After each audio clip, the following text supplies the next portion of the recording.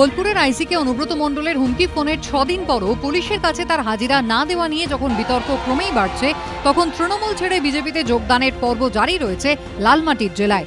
হাসন নলহাটির পর এবার রাজ্যের শাসক দলে ভাঙন ধরল সাঁইথিয়া বিধানসভায়। বুধবার সিউড়ি জেলা বিজেপি অফিসে দলের পতাকা তুলে নেন তৃণমূল ছেড়ে আসা একাধিক ব্যক্তি।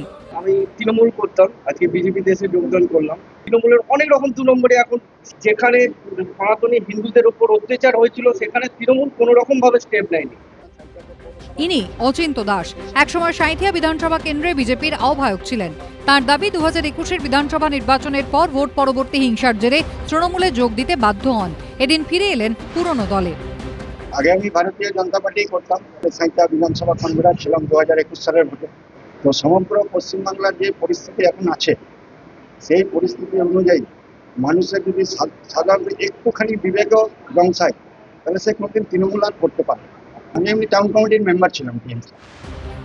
বিজেপির দাবি গত কয়েক সপ্তাহে হাসন এবং নলহাটি বিধানসভার মোট 250টি পরিবার তৃণমূল ছেড়ে বিজেপিতে যোগদান করেছে।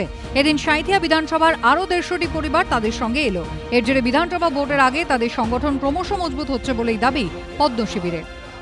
সাঁইথিয়া বিধানসভায় ভারতীয় জনতা পার্টির হাত শক্ত হবে, সনাতনী সমাজের মানুষ এক হচ্ছে এবং ভারতীয় জনতা পার্টির পতাকা তলে আসছে।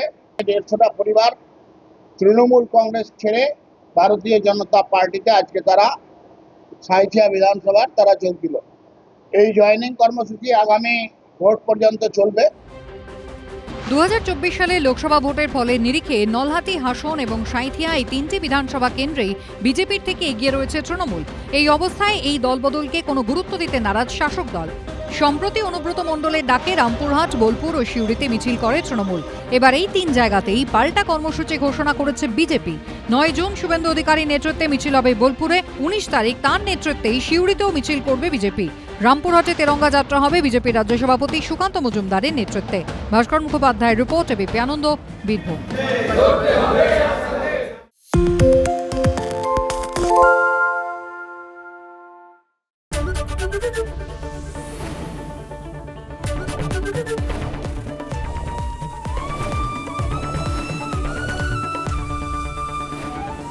এবিপি আনন্দ, এগিয়ে থাকে, এগিয়ে রাখে।